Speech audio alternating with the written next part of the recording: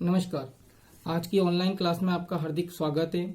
आज हम चर्चा करने वाले हैं कक्षा 10वीं क्षितिज भाग 2 के काव्य खंड के एक महत्वपूर्ण पाठ भ्रमर सूरदास के पद, जो कि भ्रमर गीत सार के जहां पर 4 पद संकलित किए गए हैं। हम पाठ पे आए उसके पहले थोड़ा सा चर्चा का विषय यह है कि प्रस्तुत पाठ या काव्य जो सूरदास जी के द्वारा ब्रज भाषा में लिखा गया उसे भ्रमर गीत सार क्यों कहा गया। तो आइए, जैसा कि हम सभी ने सुना है, पढ़ा भी है कि कृष्ण ने कंस का वध किया और कंस का वध करने के बाद वे मथुरा के राजा बन गए। मथुरा के राजा बनने के बाद में गोपियां उनसे पूरी तरह से अलग हो गई। अब गोपियां उनके वियोग पीड़ा में पूरी तरह से परेशान रहने लगी, दिन रात तपने लगी विरह पीड़ा में। ये बात कृष्ण को भलीभांति मालूम थी, इसीलिए उन्होंने एक रास्ता निकाला। अपने मित्र उद्धव, जो कि योग और वैराग्य के प्रकांड पंडित थे, उनको गोपियों के पास भेजने का निर्णय लिया। इसके पीछे उनके 2 प्रमुख उद्देश्य थे।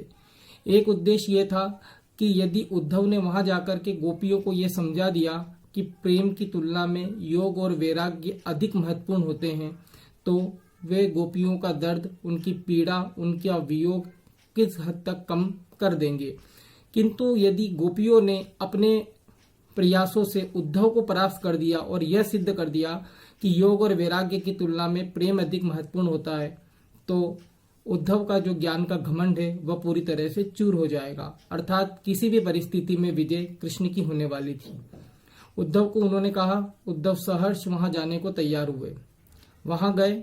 उद्धव ने जाकर के गोपियों से कहा कि आप कृष्ण के प्रेम को छोड़ दीजिए, मेरे बताए हुए ज्ञान और वैराग्य के मार्ग में चलिए, इससे आपको शांति मिलेगी, आपको मोक्ष प्राप्त होगा।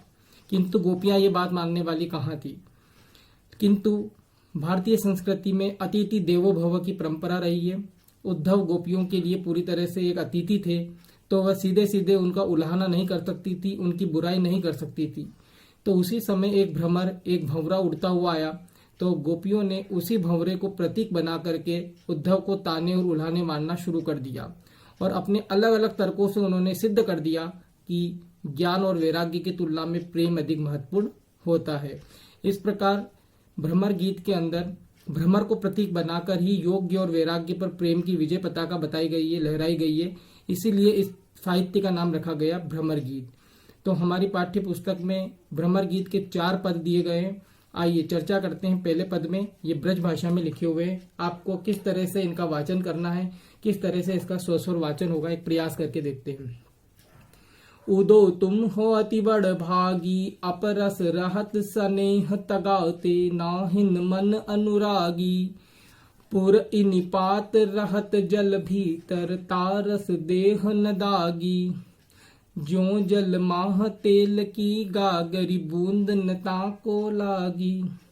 प्रीति नदी में पाव न बोर्यो, दृष्टि न रूप परागी। सूरदास अबला हम भोरी, गुर चाटी जो पागी। इस तरह से इसका स्वस्वर वाचन होगा। अब आइए पाठ के भावार्थ पे चलते हैं। उद्धव तुम हो अति बड़भागी, अर्थात गोपियों ने उद्धव को कहा कि हे उद्धव, आप तो अत्यंत ही बड़भागी, भाग्यशाली हैं। इस बात को समझिए। बड़भागी अर्थात भाग्यशाली कहने के पीछे गोपियों का तर्क ये था कि वे उन्हें ताने मारना चाह रही थी, उन पर व्यंग करना चाह रही थी कि अर्थात आप तो बहुत बड़े भाग्यशाली हैं।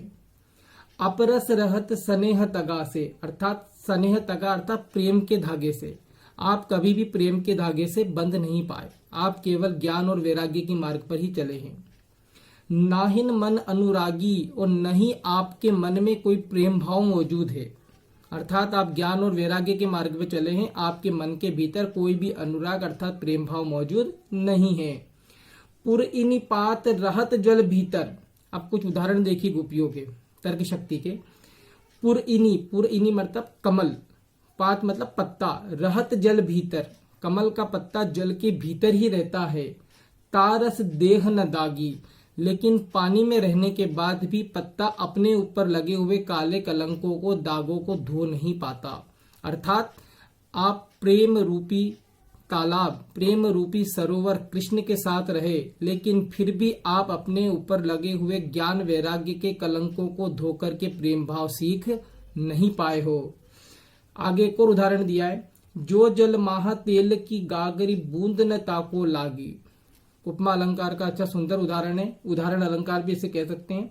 जो जल माह तेल की गागरी, जैसे किसी घड़े के ऊपर, गागर के ऊपर तेल लगा दिया जाए और उसे फिर तालाब में पानी में डुबाया जाए तो उसकी बाहरी सतह पर कोई भी पानी की बूंद ठहर नहीं पाएगी।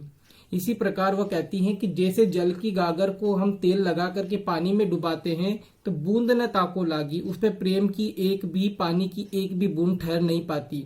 उसी तरह से उद्धव, आप जो हैं तेल लगी हुई गागर के समान हैं और आपने अपने चारों ओर अपने जीवन में ज्ञान और वैराग्य का तेल लगा रखा है। अब आपको प्रेम के सागर में कितनी बार भी डुबाया जाए, आपके ऊपर प्रेम भाव का कोई असर होने वाला नहीं है। प्रीति नदी में पाँव न बोरियो, प्रेम रूपी नदी में आपने कभी पैरों को डुबोया नहीं। यहाँ प्रेम की नदी कृष्ण के लिए कहा गया है। प्रीति नदी में अर्थात रूपक अलंकार है। प्रीति नदी में पाँव न बोरियो, आपने प्रेम की नदी में कभी अपने पैरों को नहीं डुबाया। दृष्टि न रूप परागी, और आपके दृष्टिकोण, आपके विचारों में भी अब प्रेम भाव नजर नहीं आ रहा है, क्योंकि आपने प्रेम भाव सीखने का प्रयास ही नहीं किया। सूरदास अबला हम भोरी गुर चाटी जो पागी। सूरदास जी कहते हैं, गोपियों ने कहा कि हे उद्धव, हम तो भोली भाली अबला स्त्रियां हैं, अबला मतलब नारी, हम तो भोली भाली नारियां हैं, गुर चाटी जो पागी। जिस तरह से चींटियां गुड़ से जाकर के चिपक जाती है, उसी तरह से हम कृष्ण के प्रेम भाव में जाकर के पूरी तरह से चिपक गई हैं। अर्थात यदि चींटियां गुड़ में चिपक जाए तो जीते जी उन्हें अलग नहीं किया जा सकता, और यदि उन्हें गुड़ से अलग करने का प्रयास किया जाएगा तो वो चींटियां मर जाएगी। तो गोपियां कहती है, हम भी कृष्ण के प्रेम भाव में इस तरह से चिपक गई है, यदि अब हमें निकालने का प्रयास किया तो हम अवश्य ही मर जाएंगी। इस तरह से ये इनका पहला पत्ता। दूसरा पद है, मन की मन ही मांझ रही, कहिए जाई कौन पे ऊदो, नाही परत कही। अवधि आधार आस आवन की, तन मन भी था सही। अब इन जोग संदेश निसुनि सुनि बिरह निबिरह दही। चाहती हुती गुहारी जित हिते, उतते धार बही। सूरदास अब धीर दरिया क्यों मर जादा न लही। अब देखिए, मन की मन ही मांझ रही, गोपिया कहती है हम मन ही मन सब कुछ समझ गई हैं, सब बातें हमको मन ही मन समझ में आ रही है। कहिए जाई कौन पे उदो, हे उदो बताओ अब हम अपने मन की बात किसको जाकर के कहें। ना ही परत कही, अब तो किसी से कहते हुए भी बन नहीं पड़ता है कि कृष्ण ने हमारे साथ क्या किया। अवधि आधार आस आवन की, देखिए अनुप्रास अलंकार का सुंदर उदाहरण है।